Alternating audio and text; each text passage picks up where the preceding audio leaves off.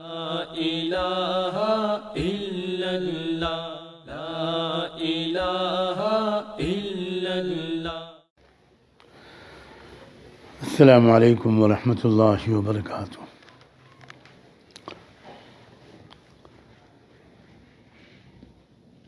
کل گزشتہ 14 دسمبر سن 2025 کو میں دارالعلوم دیوبند وقف کے بلائے گئے اس اجلاس میں شریک تھا جو امام المحدثین علامہ انور شاہ کشمیری رحمۃ اللہ علیہ کی یاد میں منعقد کیا گیا تھا۔ اسی اجلاس کے دوران یہ خبر آئی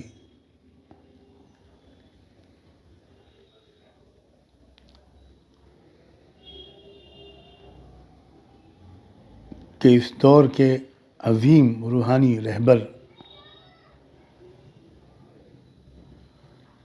حضرت مولانا حافظ پیر ذوالفقار نقشبندی واصل بحق ہو گئے۔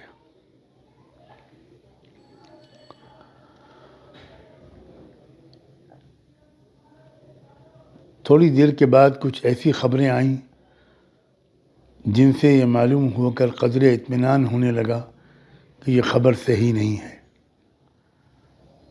میں نے حضرت نور اللہ مرقدہ کے عالی مقام صاحبزادے مولانا حافظ حبیب الرحمن صاحب سے رابطہ قائم کیا۔ ان کا جواب آیا انا للہ و انا الیہ راجعون۔ خبر کی تصدیق ہو گئی اور پھر میں بتا نہیں سکتا کہ میرے دل و دماغ کی کیا کیفیت ہو گئی۔ بمشکل میں بیٹھا رہا، حضرات اہل علم کی تقریروں کو سنتا رہا، اور جب میری باری آئی تو سارا مضمون بالکل غائب تھا۔ بمشکل میں نے خانہ پوری کی اور ایک بہت ہی بوجھل دل لے کر وہاں سے اپنی قیامگاہ پہ واپس آیا۔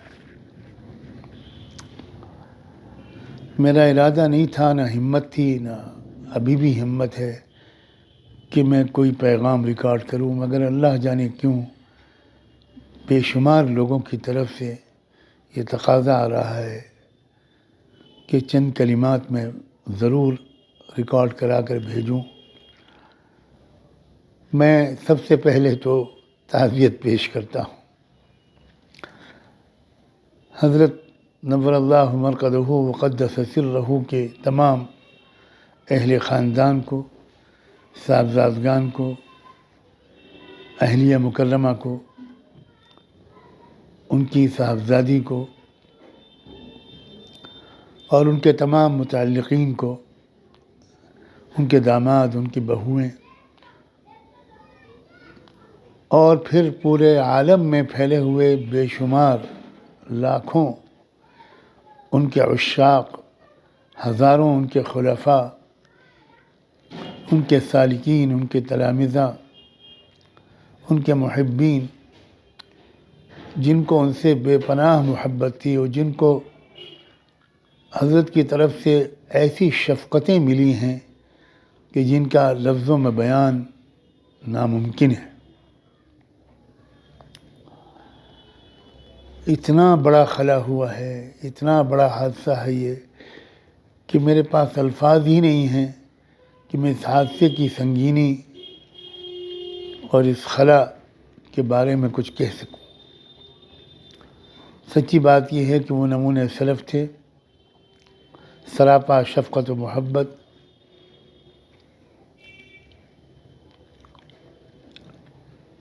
عجیب دل پذیر انداز بیان تھا،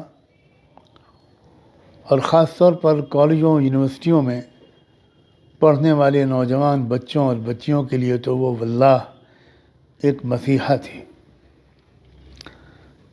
اس نئی نسل کے نوجوانوں کو اسلام سے اور اکابر اہل علم سے قریب کرنے کا جو کام تنہا ان سے اللہ نے لیا ہے، اس کی نظیر تلاش کرنا مشکل ہے۔ وہ عالم دین بھی تھے، حافظ قرآن بھی تھے، اور ایک سند یافتہ انجینئر بھی تھے، ایک پروفیشنل بھی تھے، اور ان کی شخصیت کی اس جامعیت کی وجہ سے یونیورسٹیوں اور کالجوں میں جو کام ان سے اللہ نے لیا، اور یہ عصری تعلیم یافتہ طبقہ جس طرح ان کے ذریعے سے راہ یاب ہوا، وہ ایک بہت بڑا تاریخی کارنامہ ہے جو اللہ کی توفیق سے انہوں نے انجام دیا۔ میں اس وقت ان کے تمام خلفاء، اہل خانہ، ان کے عشاق و محبین، ان کے تلامذہ، ان کے رفقاء کار، سب کی خدمت میں تعزیت پیش کرتا ہوں، اور دست بستہ یہ گزارش کرتا ہوں کہ میرے لیے یہ جو خطا کار آپ سے مخاطب ہے سجاد نعمانی، اس کے لیے یہ دعا فرما دیں کہ کل روز محشر ان سے ملاقات ہو تو شرمندگی نہ ہو۔ وہ صالحین کے زمرے میں ہوں گے انشاءاللہ، اور امید ہے کہ عرش الہی کے سائے میں ہوں گے، کہ اللہ ہماری بھی وہاں تک رسائی نصیب فرما دے، اور ان کے اور دوسرے اکابر کے وسیلے سے بارگاہ نبوت تک پہنچنا اور قدمین شریفین قدم بوسی بھی نصیب ہو جائے، اور اس جنت میں ہم کو بھی جگہ مل جائے جس میں یہ صالح لوگ ہوں، ہم بھی وہاں ان کی زیارت سے اپنے دلوں کو منور کرتے رہیں۔ بس میں ان کلمات پر اجازت چاہتا ہوں، اور اپنے لیے خاص طور پر میں آپ سب سے دعاؤں کا طالب ہوں۔ جزاکم اللہ وبارک فیکم۔ دل و جان سے دعا ہے اللہ تعالیٰ ان کے درجے بلند فرمائے، اعلیٰ علیین میں ان کو جگہ نصیب فرمائے۔ وآخر دعوانا ان الحمد للہ رب العالمین۔ حضرت ہی کی زبان سے ایک دو اشعار ہیں جو میں چاہتا ہوں کہ آپ سماعت فرمائیں۔ نہ کسی کی آنکھ کا نور ہوں، نہ کسی کے دل کا قرار ہوں، جو کسی کے کام نہ آ سکے میں وہ ایک مشت غبار ہوں۔ کوئی مجھ پہ آنسو بہائے کیوں، کوئی مجھ پہ دیپ جلائے کیوں، کوئی مجھ پہ پھول چڑھائے کیوں، میں وہ بے کسی کا مزار ہوں۔ میرا رنگ روپ بدل گیا، میرا یار مجھ سے بچھڑ گیا،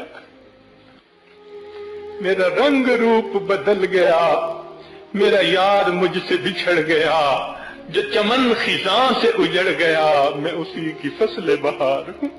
جزاکم اللہ